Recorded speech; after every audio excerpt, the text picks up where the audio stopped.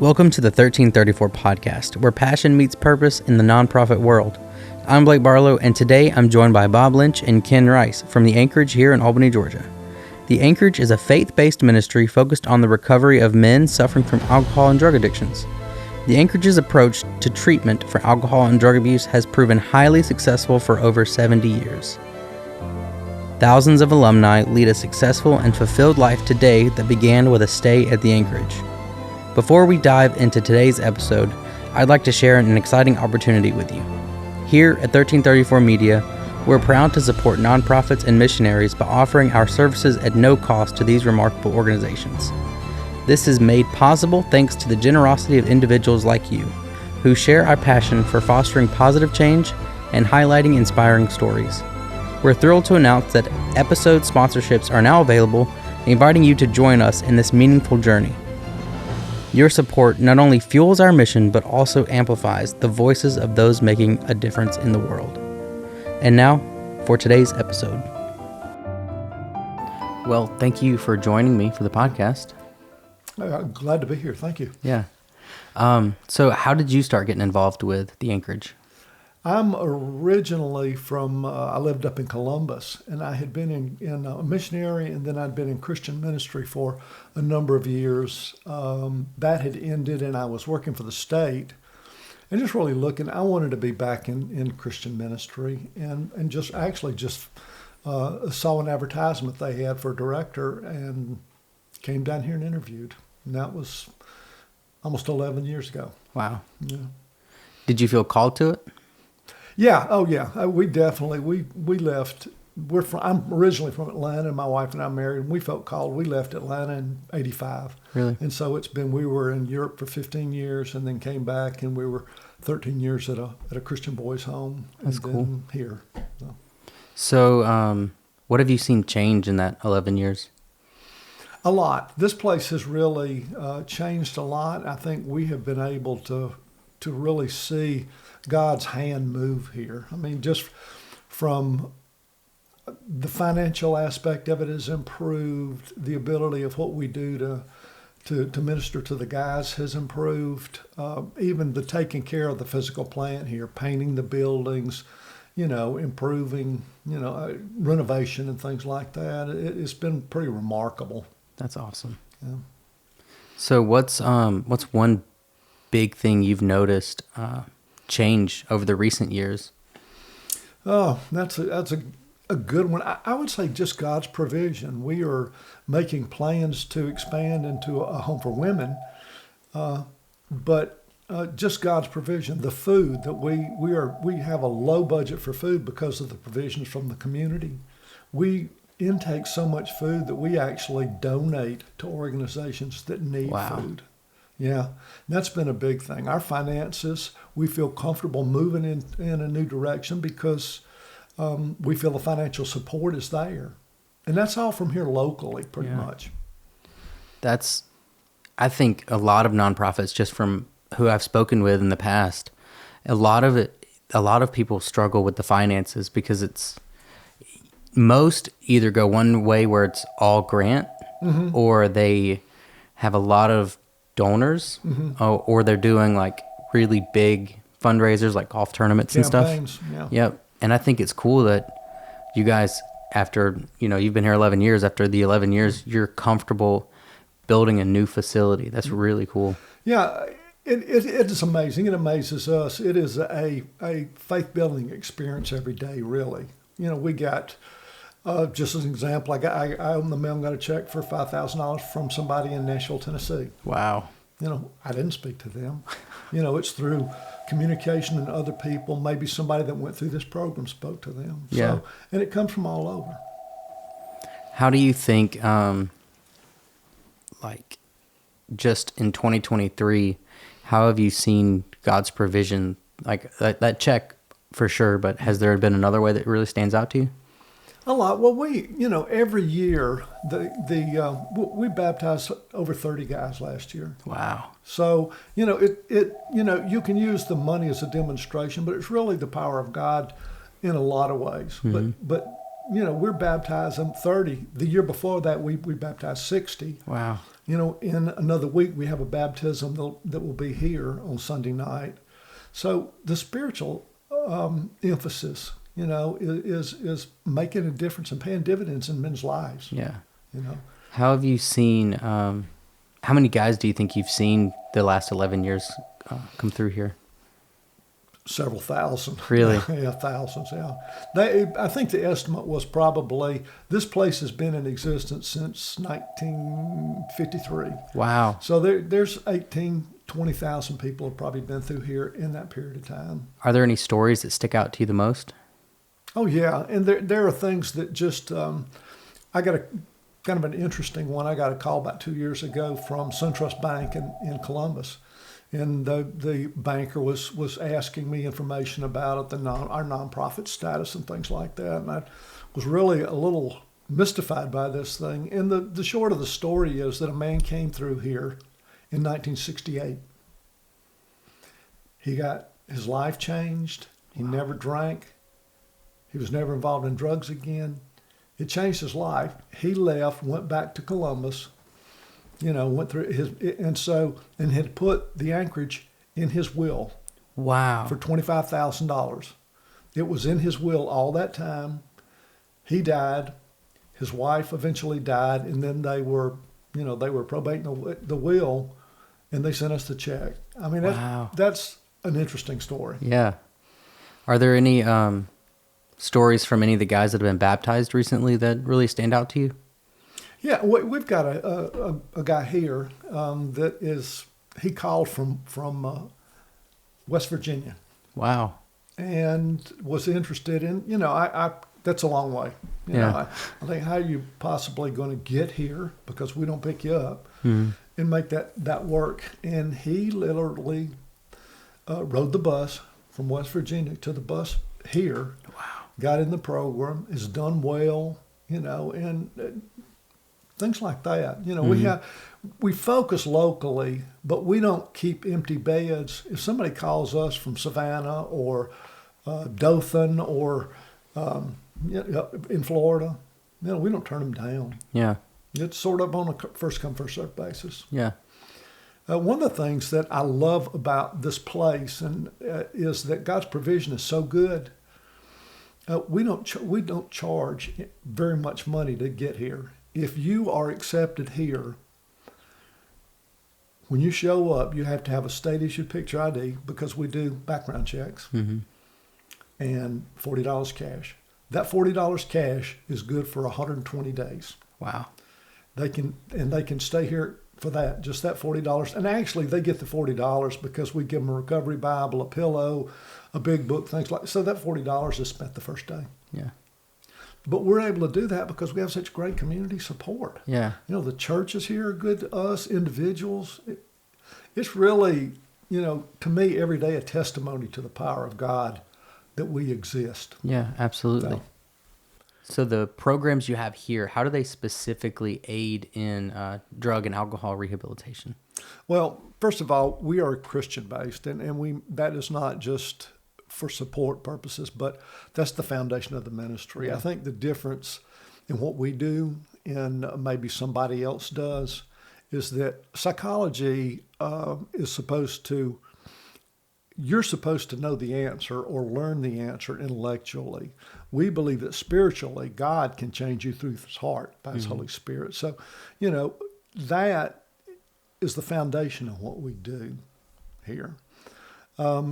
We're trying to add other things. We've got a program where a local bank comes in, and once a week does financial classes. Wow, that's cool. To help you understand how to have a budget, interest rates, things, very practical things that a lot of people don't know.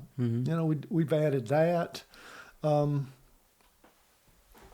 things like that. We've added are adding a fitness.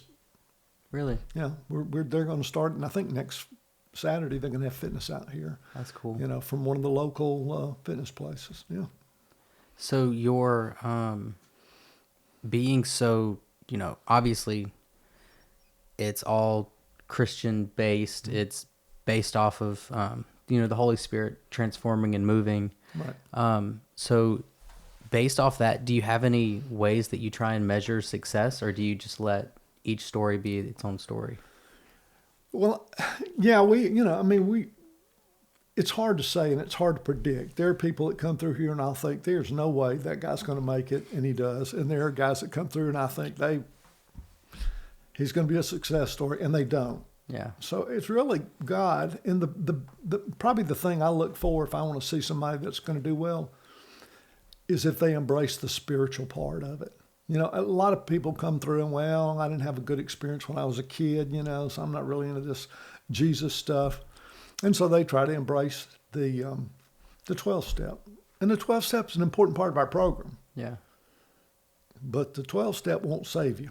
I've heard guys come through here and say, look, I'll not use the exact wording that they use, but the 12-step saved a part of me, but Jesus saved my soul. Yeah. So and it's that, I think, an integration, and I think both are very important. Yeah. And I don't think that in offering the 12-step that you're compromising Christian principles. I know we don't. Yeah. I think a lot of places, I've never been to any, so I can't speak Sure. From first person, but I imagine it's pretty easy to, compromise on all sorts of principles just to, just to help numbers, Yeah.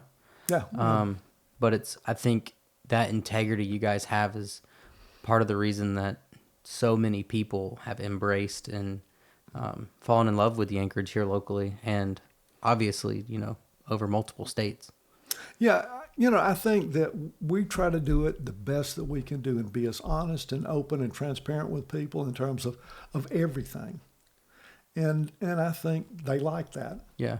They appreciate that, they can know what our finances are. And I think they have come to believe that we're doing a pretty good job of managing the money they give us, so they can trust us, and that's what we want. Have you seen any adaptation recently with different aids for, drug and alcohol rehabilitation? Have you seen that you guys have adapted over the last 11 years in any way, or is it kind of the same?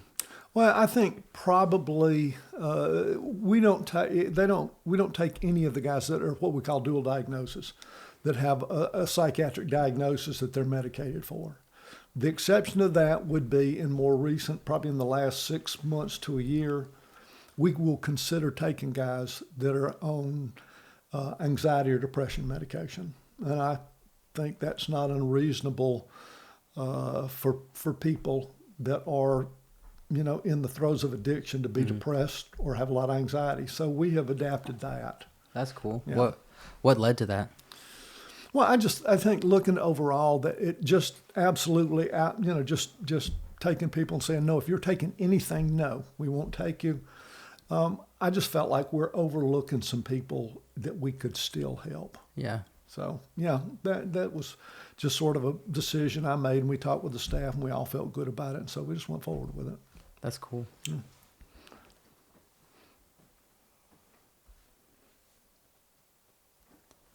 I know you've talked a lot about the local community here in Albany and multiple churches. What are some of the ways that Albany in specific has helped with you and your efforts here? I'll give you specific. We're given this property for the women's home. It's on almost 80 acres. Yeah. But there was a lot of, work cleanup, things like that had to be done. And one of the local churches you're probably familiar with sent about, I think, 30 people out there on a Saturday, worked all day to clean up, straighten up, carry stuff off so that we could present for an event we were having out there. That's a big deal. We've had smaller churches that have had drives where they collect toilet paper, paper towels, sugar, just canned goods, all those type things, and that adds up. If we get that saves us money that we can do something else with. Yeah. So, and it's something everybody can do. Can you give a little update on the women's facility? Yeah, we're at a point now where about a year and a half ago we decided we would separate out the women's money and give them a separate account, and that's grown to it's probably right now at about $750,000. Wow. Okay, and that is specific donations that have come for the women's home. We hope that we just in a matter of days will receive all the plans from the different contractors, and we want to submit that to the city. And as soon as we can get their approval, we plan on breaking ground and putting it up. So, I hope that we are breaking ground soon and that we will be, I'd love if we were finished by the end of the year. Yeah. I mean, that's my wish anyway. When I was telling everybody that I was coming to interview you for the podcast, everyone said, can you get an update on the women's? Can you get an update on the women's facility? Can you get an update? As soon as we know for sure, you will know, I promise. Yeah. So what, do you need anything for it? Well, we're still collecting funds for it. Yeah. We're still doing that. We've had people we don't really have in terms of just, practical donations, really a place to store it right now. Mm-hmm. But, we're going to be looking for a lot of volunteer help. It's going to be a separate entity. We're going to have a separate staff out there. Yeah. We will need women that can come out, that can teach Bible studies, that can disciple women, that can help in a lot of practical ways, even gardening. There's a lot of ways, if they want to get involved, they can get involved there. And we're going to, we're looking forward to that help. Yeah. I need to get you in touch with Farmer Fredo then, for sure. Mm-hmm. Him and his staff could come out and start the garden. Exactly. We're going to be planting a garden there. Yeah. I know Ken Rice will be starting the landscaping out there. I think he's probably already got plans. Probably. But, yeah. So there's a lot to do and a lot of opportunities in a different way. I think there's going to be a different level of involvement out there. Yeah. Women can be very passionate about that. Mm-hmm. Have you seen? I believe her name was Faith at the fundraiser you did for the women's facility. Have you seen any more stories like that you'd be able to share about women here in Albany that just really need this facility? Yeah. Well, I give you an example. Not only her, but her sister, both had to go out of town for drug treatment. That's, you go wherever you can, wherever you can get in. But if you have family here, and a lot of these women, let's face it, are going to have children. A lot of the women that we're going to be looking at have probably had their children removed by Department of Family and Children's Services because they couldn't manage their affairs. And so we think that as we move forward, we'll be working with DFACS, to help get a woman off drugs and alcohol and maybe get her reunited with her children. Yeah. Hopefully putting families back together. Yeah. I think that's for the men's facility and the women's. I think that's so huge because if you look at how the enemy attacks, it's so often the reason behind every single attack is the family. He wants to break down the family bond, family unity, and right. If you look at all sorts of different attacks, that's it always starts with divorce. It always starts with trying to rip the family apart somehow. And I think what you guys are doing is it's truly God's work. It's putting families back together and trying to undo some of the things the enemy's attempting to do. I think opening this women's home is going to open a lot of new opportunities. Our second phase is a work phase where they have gone through the intensive phase of the program. They go into the second phase and then they work a 40-hour week. Well, that will be duplicated, at the women's home. My thoughts in the long run is there's a lot of property out there. We could put some modulars or small homes out there, and those women could move into those homes, have their children there. Yeah. And so they can, and I don't assume that every woman knows how to discipline their children or cook or do all those things. Is that might be a learning curve that women and volunteers in the community can help them with. I think it wouldn't be unreasonable to say that we look at some of these Christian schools in Albany taking these kids in. They're not bad kids. They're not dumb kids. They probably have not had a home situation that was conducive to, doing well in school. Yeah. But that can really change a family. And I believe we're capable to do that. I think the support's here in this community to do that. Yeah, I think so too. And just seeing every time you talk to somebody about the Anchorage or, nonprofits here in Albany, the amount of support for the Anchorage is unbelievable. And I think seeing that the women's home has had this much support in just, a year and a half? And seeing the success you guys have had for so many years, I think it's very reasonable to say that it's possible that you could build it out to as much as you possibly want and still see life change. Yeah, I really believe that this will be a new page for us. It'll have its own challenges, I'm sure. Just because we've been successful with men, we don't assume that transition's over, that women are different and our approach is going to be a little bit different, but it's still going to be faith-based. Yeah. Can you tell me a little bit about your leadership team here and the vision that they have for the Anchorage? Yeah, I think our as far as our vision, I think it's pretty consistent over what I've mentioned. We've got Ken Rice. Ken is the operations manager, which is a pretty large job. I don't even know if we've got a good job description for him. It kind of grows every time we do something. But, he's fully engaged in that. And really, if we didn't have, people like him, Keith Gaines is the program director, Pat Thomas is our social worker here. If we didn't have everybody on the same page, we really couldn't. If it was just my idea to move into this woman's home, I don't think it'd go far.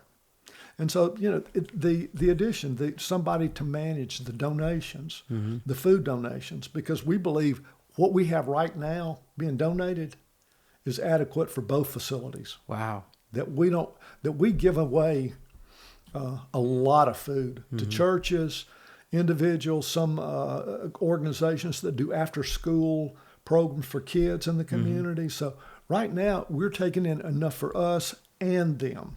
That's amazing. So we believe that, but it takes, some management like Ken has to be able to handle that and make it go out. But there's going to be a lot of the experience that we have. We're going to have to do some good training, with our new staff. And I've been approached by people that have, over the past 2 years, that are asking me, could they be on staff? Wow. So we probably have most of our staff already at least identified, not hired. Wow. So, it's just one of those things, God's doing things. Yeah. So what's the next step for the women's facility? Breaking ground. Yeah. Yeah. As soon as we get the word from the city that we can do that, we're ready to start building. Do you need anything from the community to break ground? Well, like I said, it's an ongoing thing because that's about a $2.5 million project. Wow. And so, and if it's anything like some of the building we've done here, the community gets excited.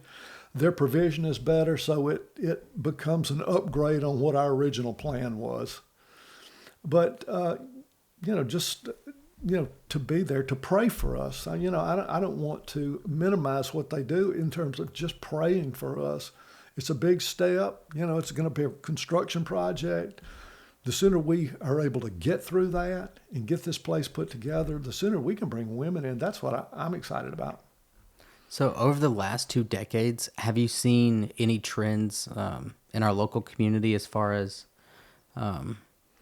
is it getting better? Is it getting worse as far as the rehabilitation? And Well, I think there's just not enough available, but there isn't enough available anywhere. Yeah, that's true. I think that we're seeing a lot more in terms of drug use. With fentanyl and some of the newer drugs, certainly meth. Mm-hmm.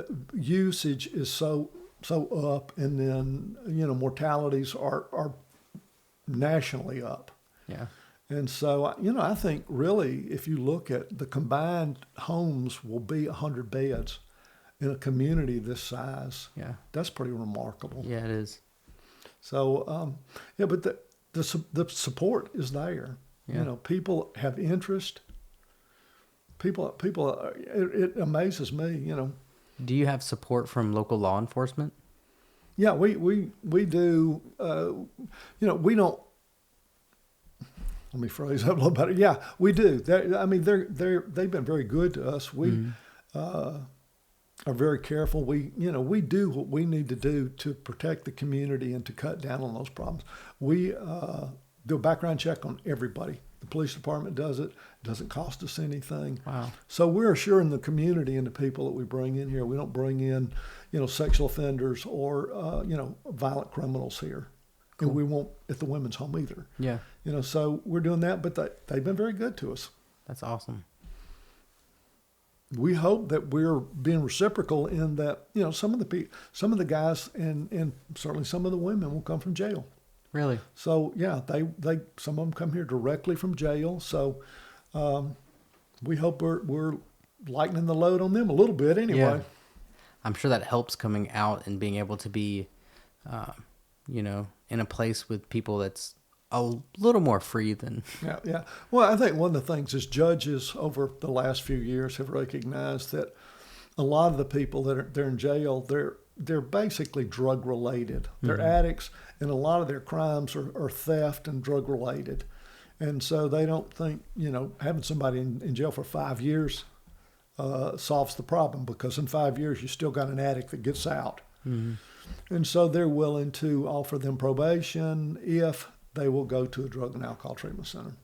And so, they're not mandated here, Yeah. but they are required. And so that I think that's been a good, very helpful thing. Yeah, absolutely.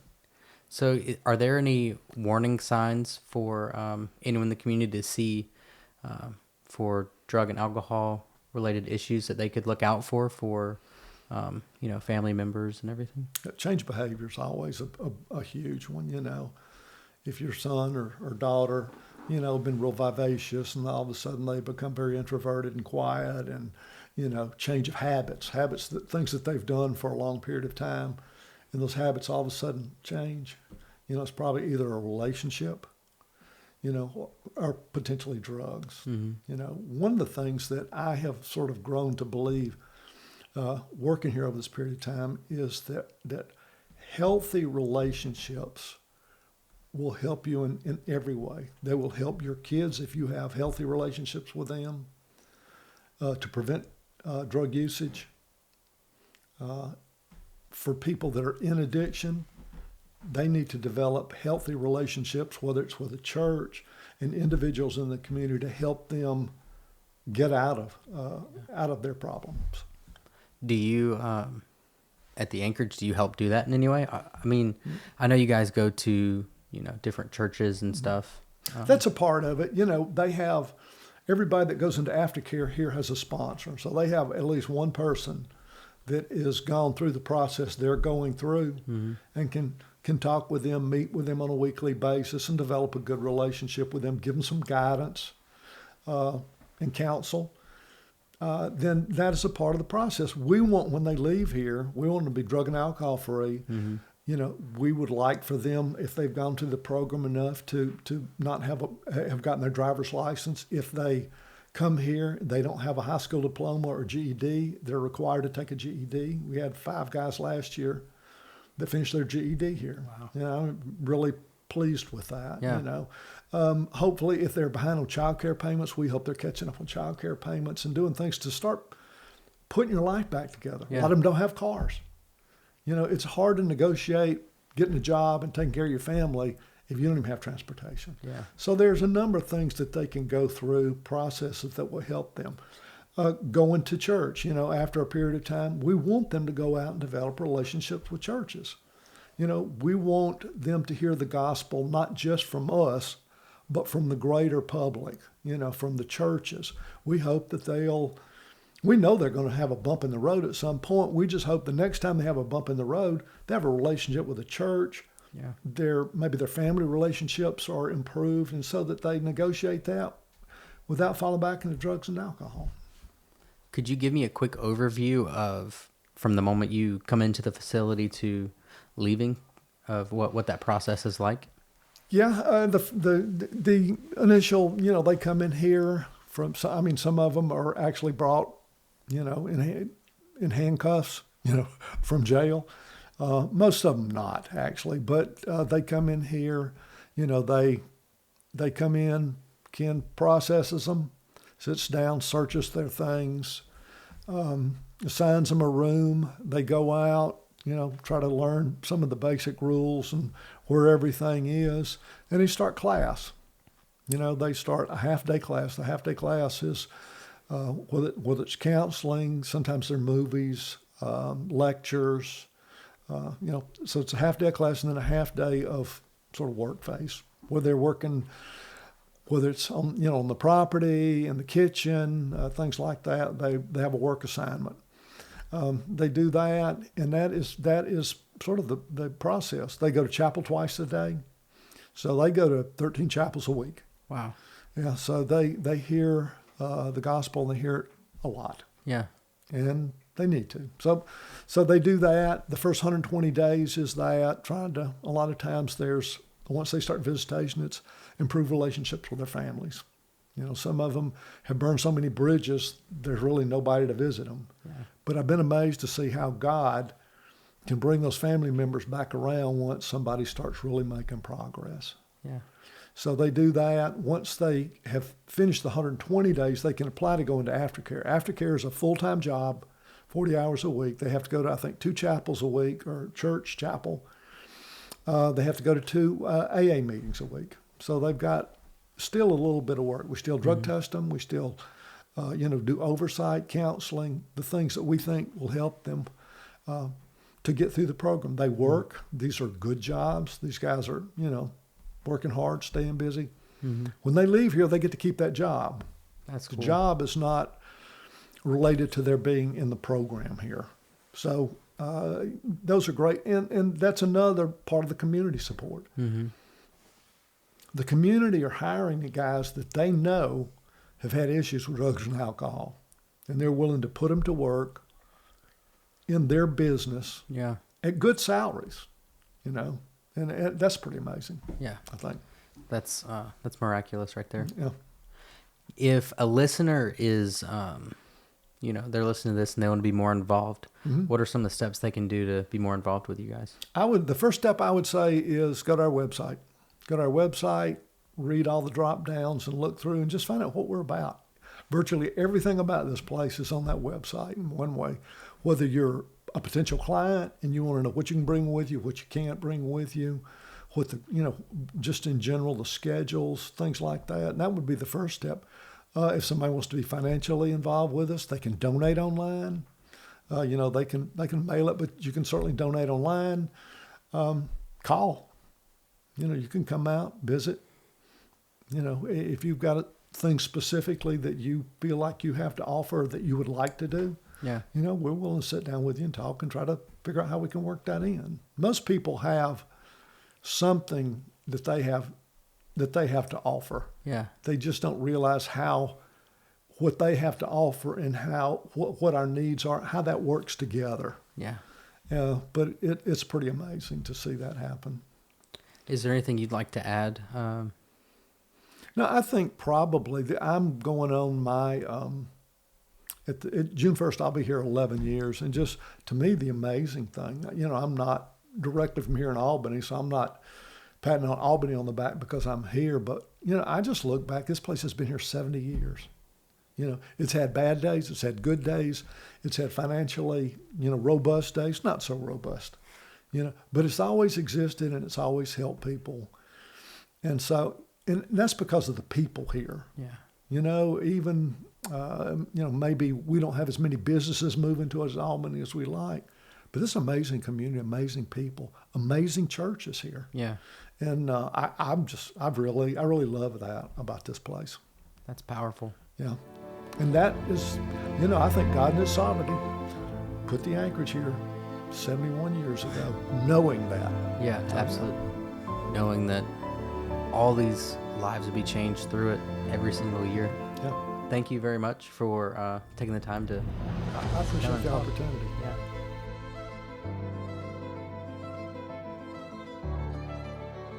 So, yeah, you were here, so I figured why not do a quick impromptu podcast about what it's like being the operations Okay. operations manager, and you know, according to Mr. Bob, it doesn't quite fit your your job description. Yeah. It's kind of like managing a three-ring circus, I guess, daily. Yeah, But while it's probably the most taxing and toughest job I've ever had, it's also the most rewarding in the fact that you get to see men at their absolute lowest change, yeah, turn their life over to Christ. And it's probably the most rewarding to see guys head in the right direction and stay there. And Yeah. just knowing that maybe we played a small part in that. yeah. What all do you do here first? Okay, so I am technically the operations manager, which manages the grounds. I do interviews with potential clients. I schedule the clients with their intake dates. I also manage all the donations that come in, whether that be food, clothing, or services. I conduct chapels, and I teach a class on Tuesday. Nice. Yeah. And manage chickens. And manage chickens. Yeah. We have 24 high production laying hens in the back. So, How did yeah. how did that happen? So 2 years ago, I came to Bob and to the board and said, we need some birds out here. I grew up on a farm, and I said, I don't feel at home unless we've got some kind of animal to take care of. And believe it or not, the board was favorable to that. Bob was favorable. And so we put the word out there. We needed some funds and a chicken house. That came in. We had some board members come together and purchase the actual chicken condominium as we call it. And I ordered some chicks. And so 2 years later, we're on our third batch of chickens. Wow. The guys take turns taking care of them. They That's feed cool. them fresh vegetables, laying pellets, and change their water out daily. Yeah. So, yeah, it gives them something to do. And they tame the chickens. I'm amazed at how they can walk out there, and the chickens are jumping in their laps and following them around. The chicken pen is crazy. So, yeah. That's cool.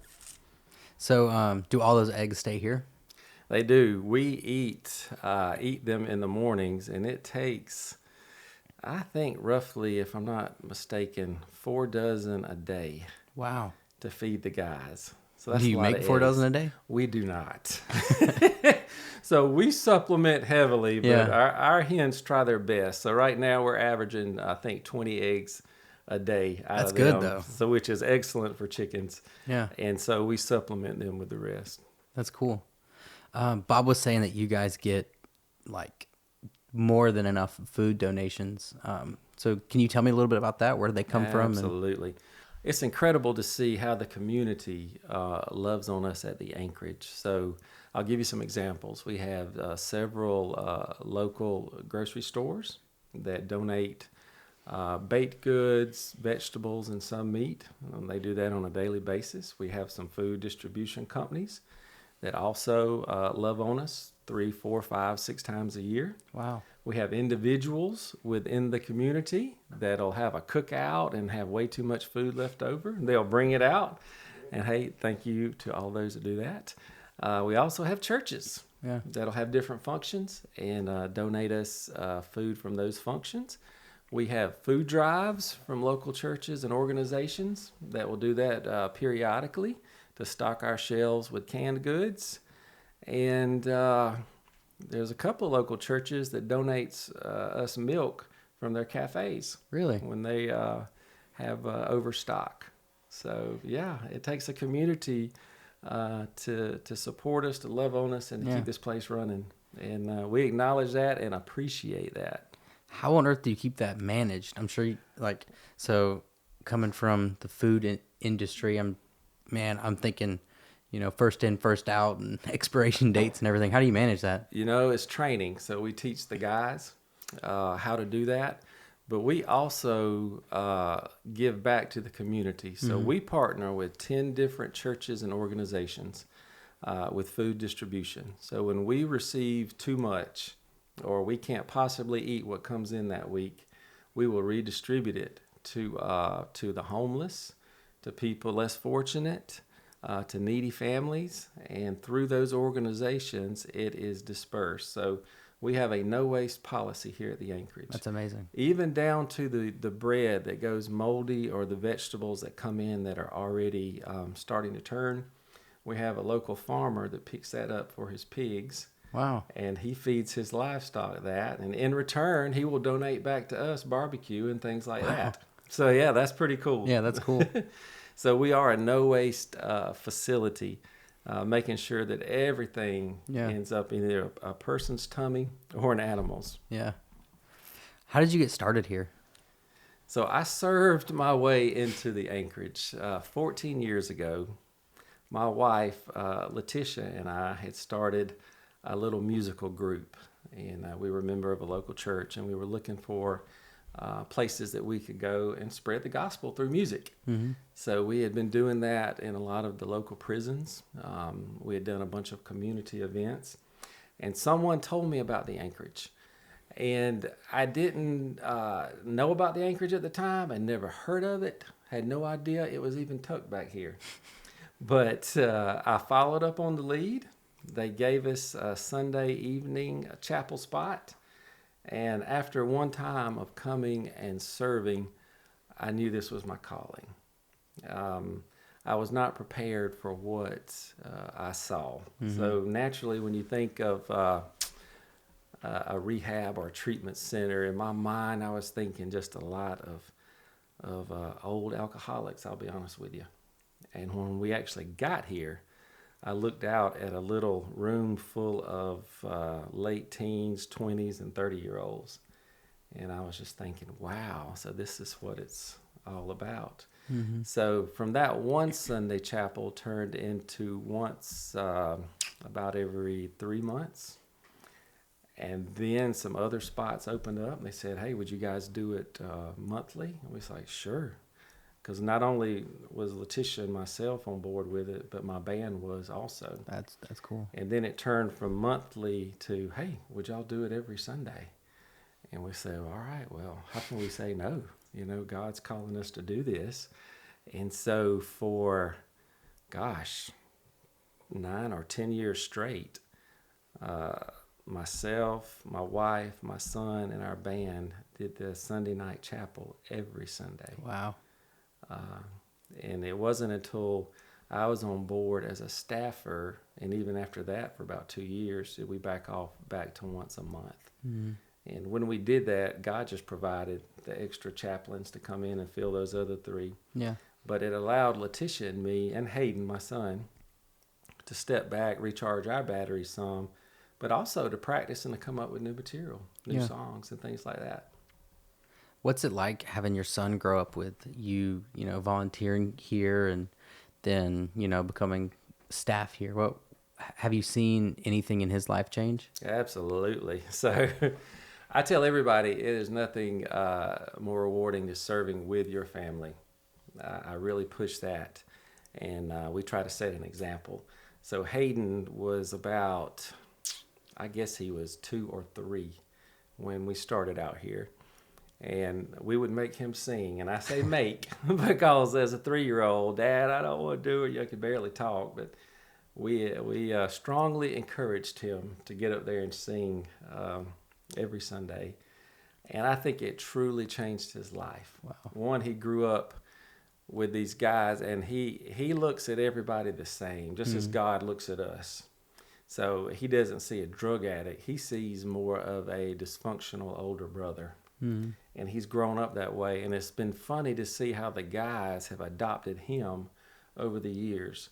So even now, I'll bring guys that were here 6, 7, 8 years ago, and they remember Hayden when he was this high and had an afro of curls. And now they see him. Hayden is 6'3", 200 pounds, and I'm actually looking up to him, and they can't believe it. But it also shows them what it could be like in their own families. Yeah, that's powerful. How they could serve with their sons and their daughters.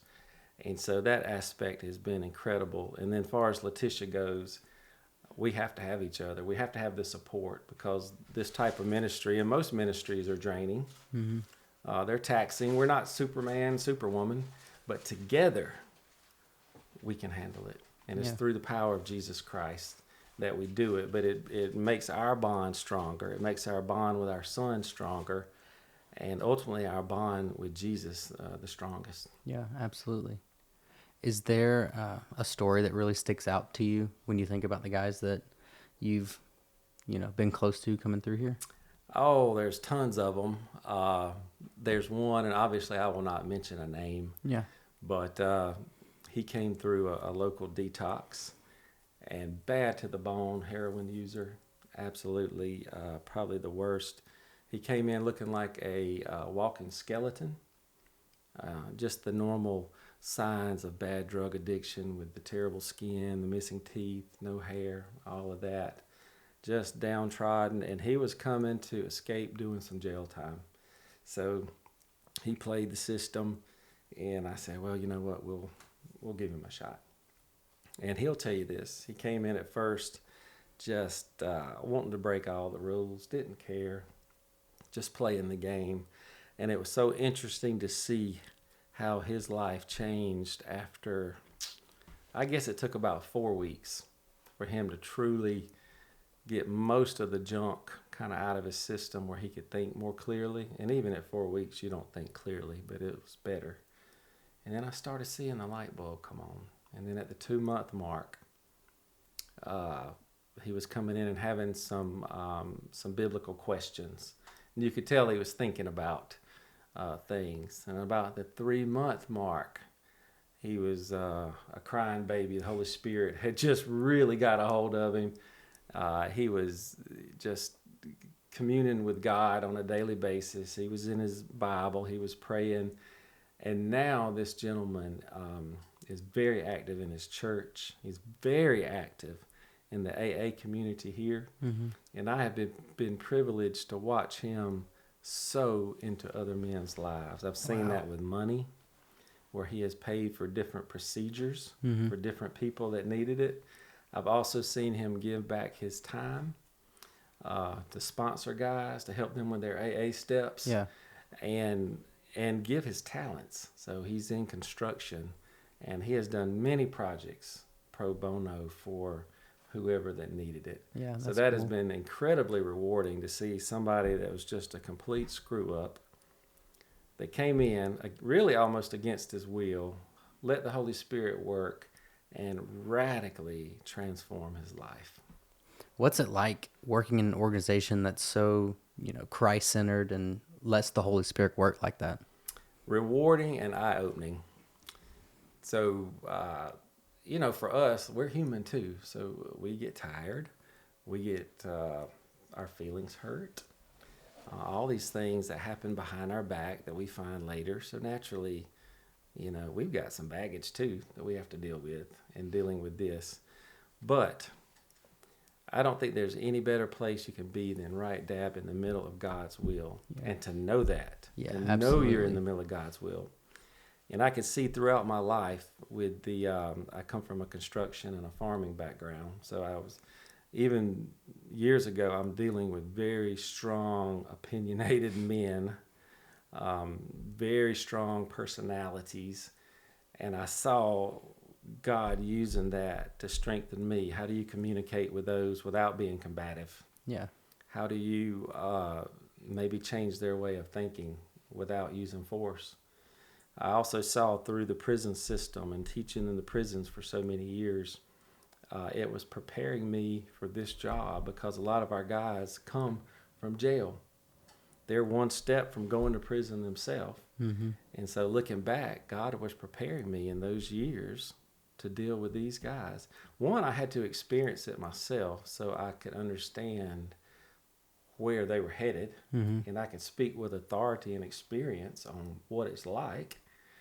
But then also it was just helping me to deal with those personalities.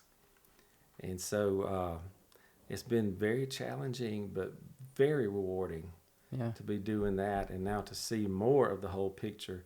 And I don't have the whole picture, because who knows where God's going to what he's going to have me doing in the future. But right now, I know I'm doing what I need to do. Yeah, that's powerful. When you're interviewing guys that are coming in, what's it like?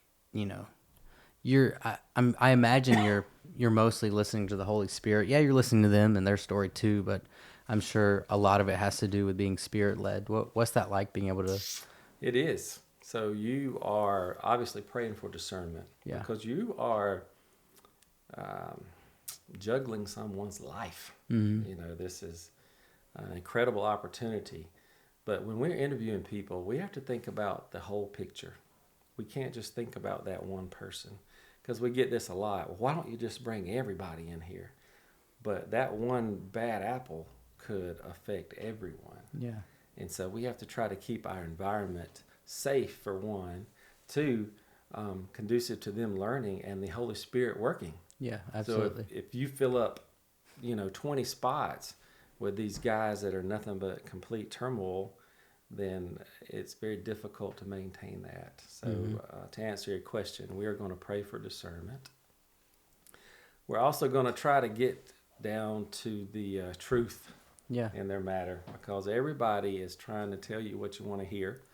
But there are ways of asking questions to where the truth will come out. The way you can do leading questions, or look up things in their background and things like that.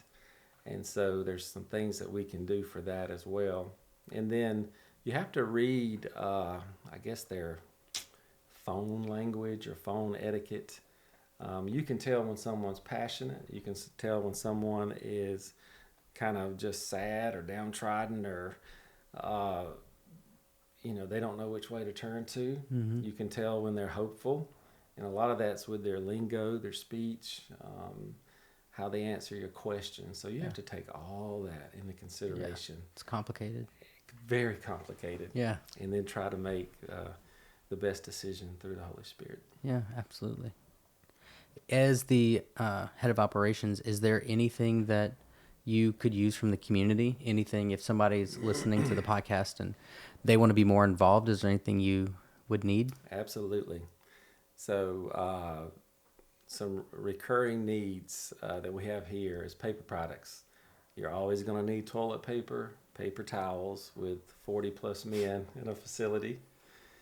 Canned goods, things that won't spoil. We can always use canned vegetables. Liquid laundry detergent is a biggie, because the guys have to furnish that, or either the community furnishes it for them. We don't purchase that for them.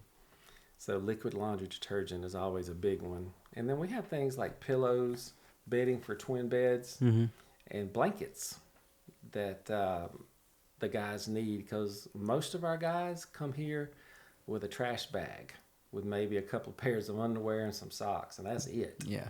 They're coming from jail, or either they are coming from a family situation where the family has completely turned their backs on them, and they have nothing. Yeah. And when I say nothing, absolutely nothing. A lot of times they need a toothbrush. Yeah. And so we are here to meet their immediate needs, and the way we do that is through donations, through the community. So toiletry items, things like that are big. And then obviously financial support. Yeah. This place doesn't operate for free. Yep. And I like getting a paycheck. Yeah. Got to keep lights on. Yeah. Yeah. We got to keep the lights on, and the vehicle's full of gas. So yeah. Yeah, absolutely. Well, thank you for taking the time to do this randomly. I Yeah, was just here and absolutely. saw you. I figured sit down and talk for a second. Thank you. Yeah.